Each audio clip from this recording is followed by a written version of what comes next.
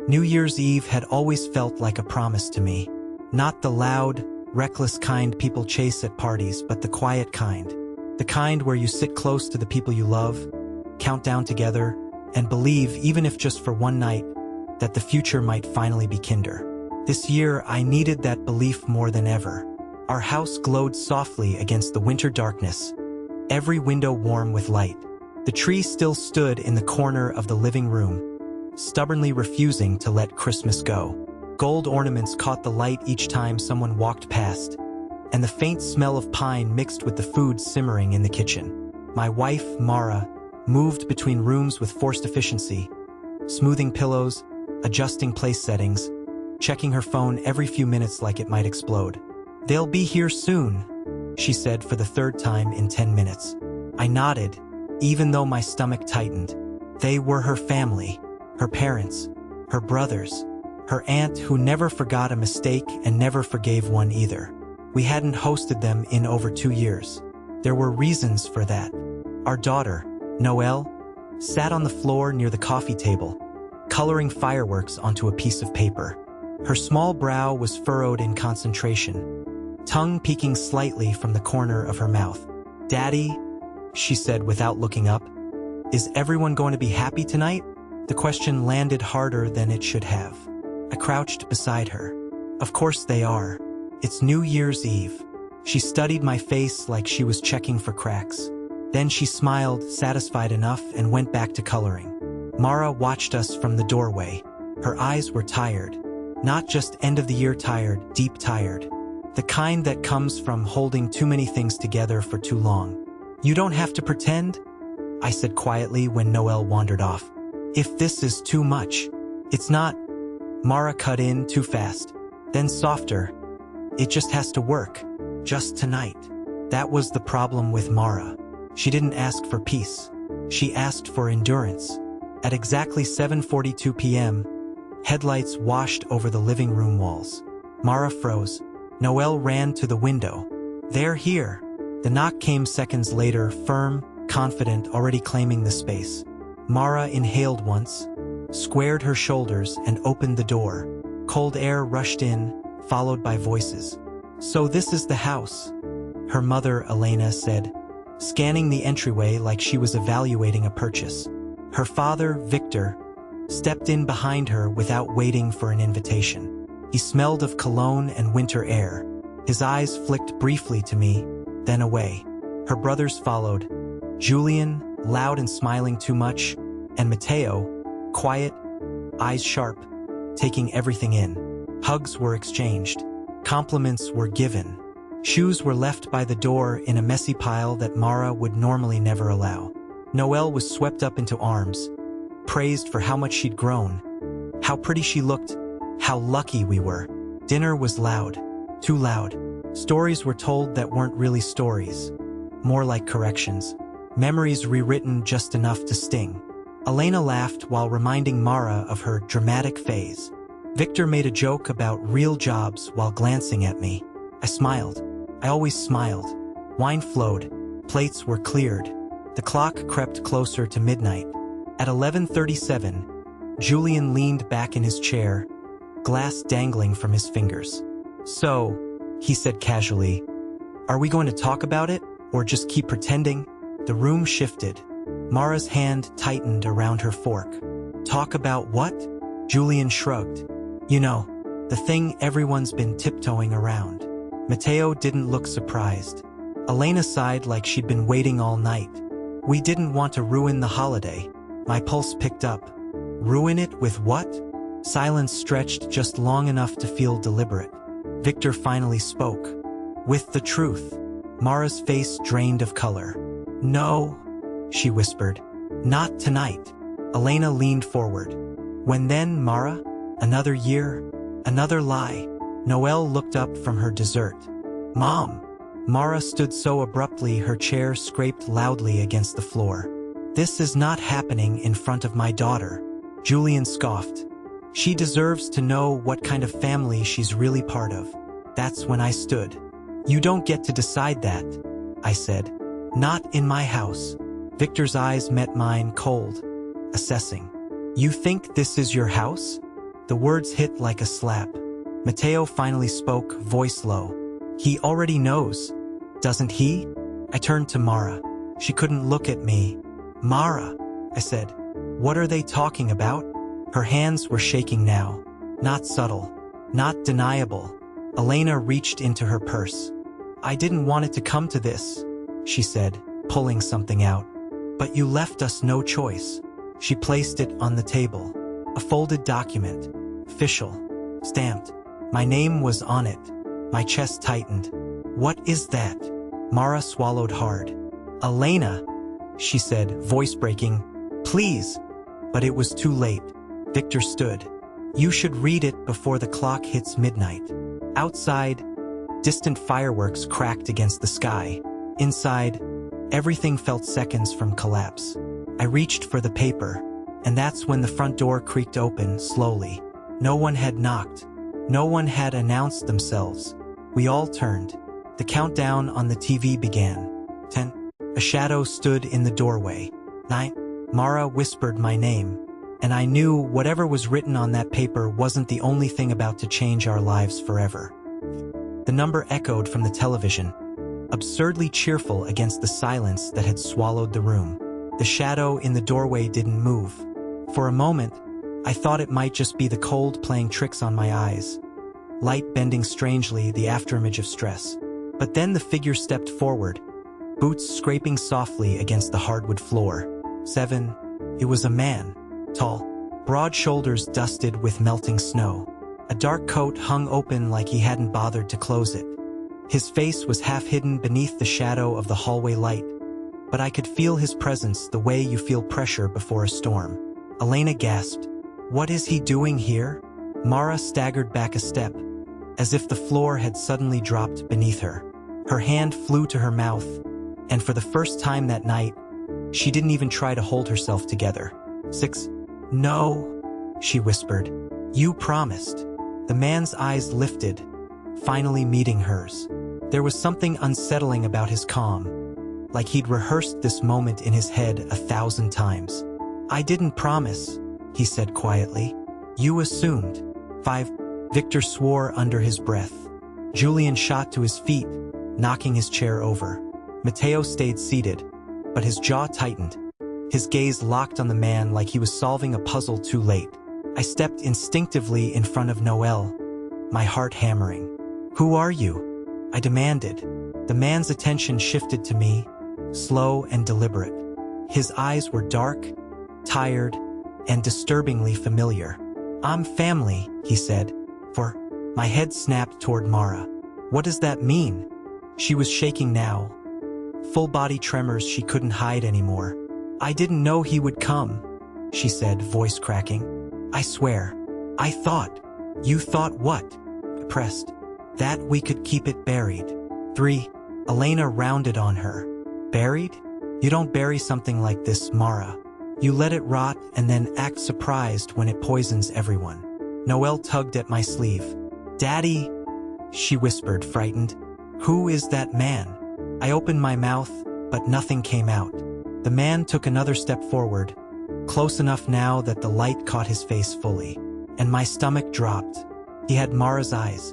2. Happy New Year, he said softly, though there was no joy in it at all. I'm Adrian. The name rang somewhere deep in my memory, not because I'd heard it, but because I should have. Mara let out a broken sob. 1. Fireworks exploded outside, light flashing against the windows, laughter and cheers erupting from distant houses. Midnight, the television erupted in celebration. Inside our living room, everything shattered. What is this? I said hoarsely. Who is he, Mara? She sank into the nearest chair like her legs had finally given up. He's my brother, she said. The word landed like a gunshot. Victor looked away. Elena closed her eyes. Julian cursed loudly. Mateo finally stood, slow and controlled, as if bracing for impact. You said your brother died, I said. You told me that story 100 times. I was told he did, Mara cried. That he ran away, that he ruined the family, that he didn't want us anymore. By the time I was old enough to ask questions, they said he was gone, dead. I believed them. Adrian laughed under his breath. That's one way to tell it. Noelle clutched my leg. Confusion etched across her small face. Mom has a brother? Mara looked at her daughter, anguish twisting her features. Go to your room, sweetheart, she said weakly. Please. No, I said firmly. No more secrets. Not tonight. Adrian's gaze flicked to Noelle, something unreadable passing across his face. She looks like you did, he said to Mara. Before all this. What do you want? Victor snapped. After all these years? Adrian's jaw tightened. The truth. The same thing you're all so fond of hiding. He reached into his coat and pulled out a thick envelope. My breath caught. Funny thing, he said. Eyes on me now. You weren't supposed to find out like this. Elena stiffened. You said you'd wait. I waited long enough.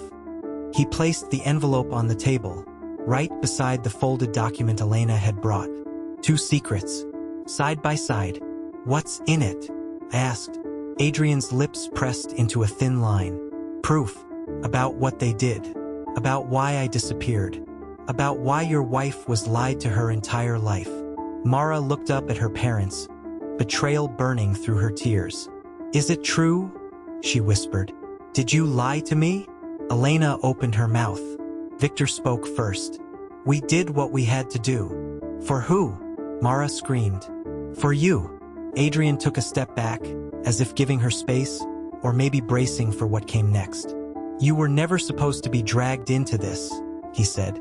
But once I knew where you lived, once I knew you had a family, my heart pounded. Why now? Because time's up, Adrian said. And because they're coming. The room went still.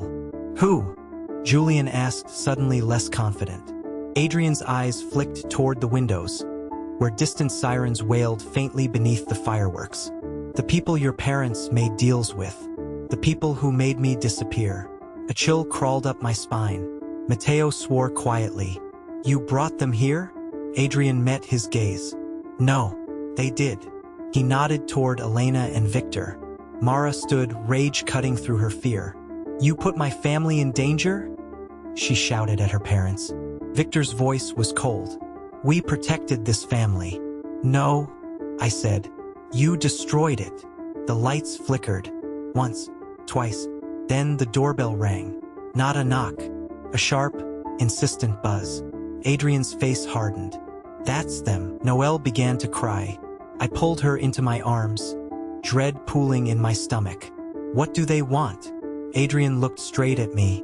The same thing everyone else does, he said. What was taken? The doorbell rang again, longer this time, and I realized, with sickening clarity, that whatever was written on those papers, whatever secrets had been buried for decades, they were no longer just destroying our past. They were about to decide whether we even had a future. The doorbell kept ringing, not frantic, not angry, patient, like whoever stood on the other side knew they had all the time in the world. Noelle's sobs pressed into my chest, small hands fisting my shirt like she could anchor herself to me. Mara stood frozen near the table, her eyes darting between Adrian, her parents, and the front door, like any one of them might explode. Victor straightened his jacket, jaw set. I'll handle this. No, Adrian said sharply. You won't. Victor turned on him. You don't get to give orders in my house. Adrian's laugh was humorless. You stopped having a house the moment you sold me. The words sucked the air from the room. Sold you? I repeated. Elena's face crumpled. She sank into a chair like her bones had suddenly given out. It wasn't like that, she whispered. We didn't have a choice. Mara stared at her mother, disbelief cracking into rage. You always had a choice. The doorbell buzzed again. Longer, closer. Matteo moved toward the window, pulling the curtain back just enough to peer outside. The color drained from his face. There are 2 of them, he said quietly. Maybe 3. Black car. No plates. Julian swore. This is insane. We should call the police.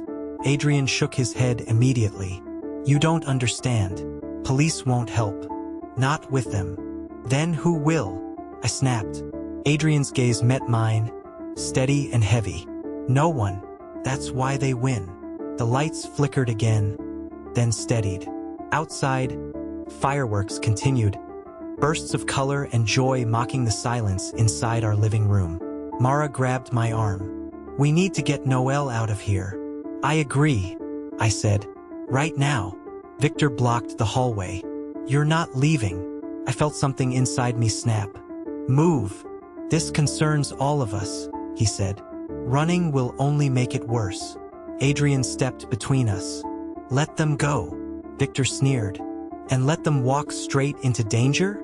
Adrian leaned in, voice low and lethal. The danger is already here. You invited it in years ago. The doorbell stopped. For half a second, I dared to hope they'd left. Then came the knock. 3 sharp raps. Deliberate. Confident. Mara gasped. Noelle whimpered. Julian backed away like the door might lunge at him. A man's voice carried through the wood calm, almost polite. Mr. and Mrs. Alvarez, he called. We know you're home. Elena let out a broken sound. They know our name. Victor closed his eyes. Adrian cursed under his breath. They're done waiting. The voice continued. We just want to talk. Open the door, and no one gets hurt. I tightened my hold on Noelle. You said they wanted something back. What? Adrian swallowed. Me. The word landed like ice water. Mara shook her head violently. No, you're not taking him. Victor spun on her. Don't be naive, Mara. This is how it ends. No, she screamed. This is how you end it. The knock came again, harder this time. Last chance, the voice said. Mateo moved toward the door. If we don't open it, they'll break it down. Adrian's eyes met mine. If they come in, they won't stop with me. My heart raced. Then what do we do? He glanced toward the back of the house. You have a yard? Yes. Any lights? Cameras? Motion lights. No cameras. Adrian nodded. Good. Victor laughed bitterly. You think you're escaping them? You couldn't even escape us.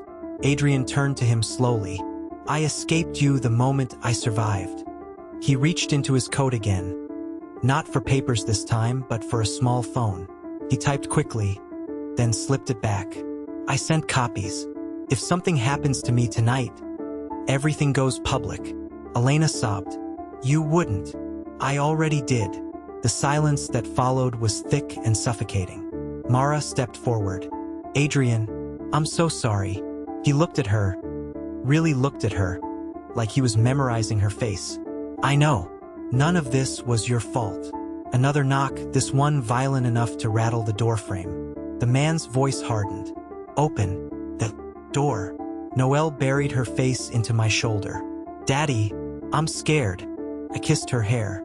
I know, baby. I know. Mara wiped her tears and squared her shoulders. For the first time that night, she looked certain. No, she said. We're not doing this their way.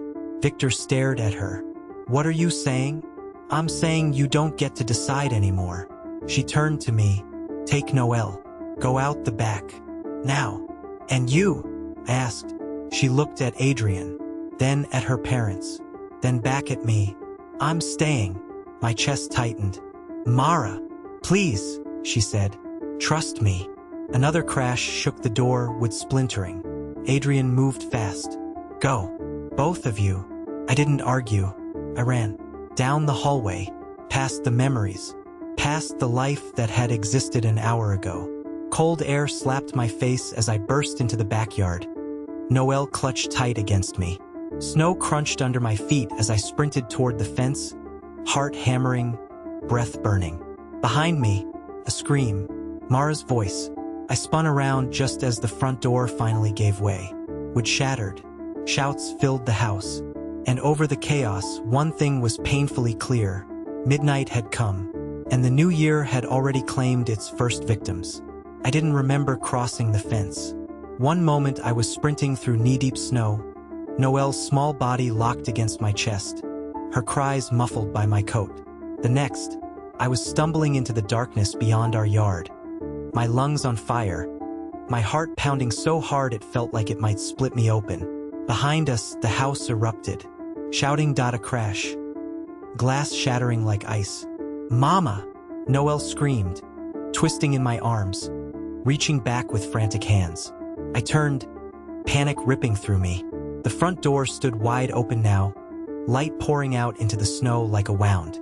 Shapes moved inside, too fast, too chaotic to understand. I heard Adrian's voice, sharp and commanding. Then Victor's, raised in fury. Then Mara's scream again, cutting through everything else. I took a step toward the house, then another, and then I stopped, because a man stepped into the doorway, tall, broad, dressed in black. He wasn't rushing. He wasn't shouting. He was smiling. And in that moment, I understood something with brutal clarity. If I went back, Noelle would lose both of us. I turned and ran. We didn't stop until my legs gave out. I collapsed behind a line of trees bordering the neighbor's property, sinking into the snow, clutching Noelle as if I could will the world to leave us alone.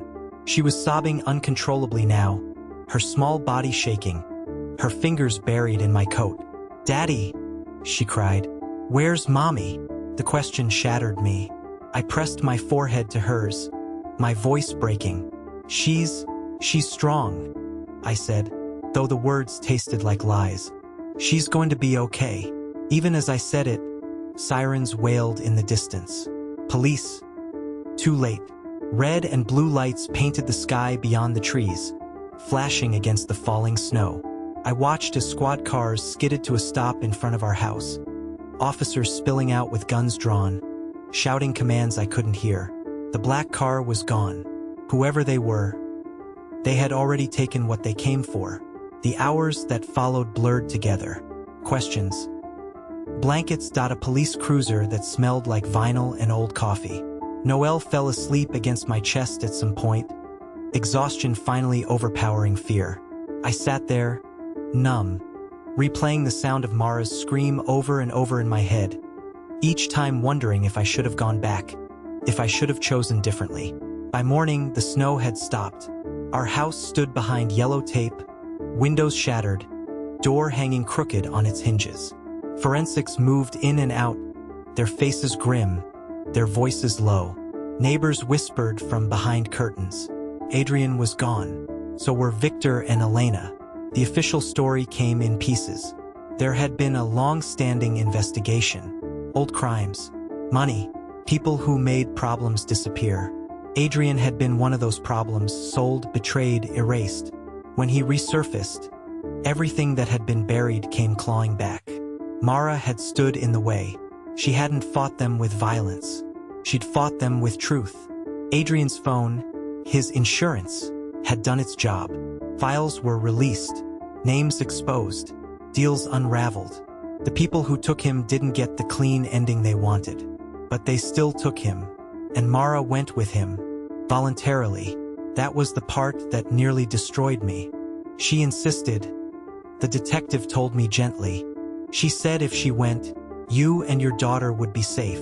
I stared at him, my hands shaking. "And is she?" He hesitated. That was answer enough. Weeks passed. The holidays ended. The world moved on. Our house was declared a crime scene for months.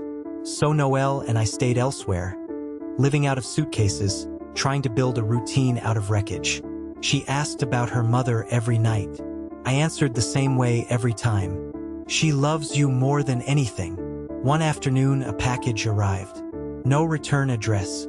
Inside was a burner phone, and a single note, written in handwriting I knew better than my own. "I'm alive. I'm sorry. Protect her. I'll find my way back." I dropped to my knees, sobbing for the first time since that night, grief and hope tangling together until I couldn't tell where one ended and the other began. New Year's Eve came again faster than I expected. This time, there were no guests, no countdown on the television, no forced smiles or buried truths, just Noelle and me.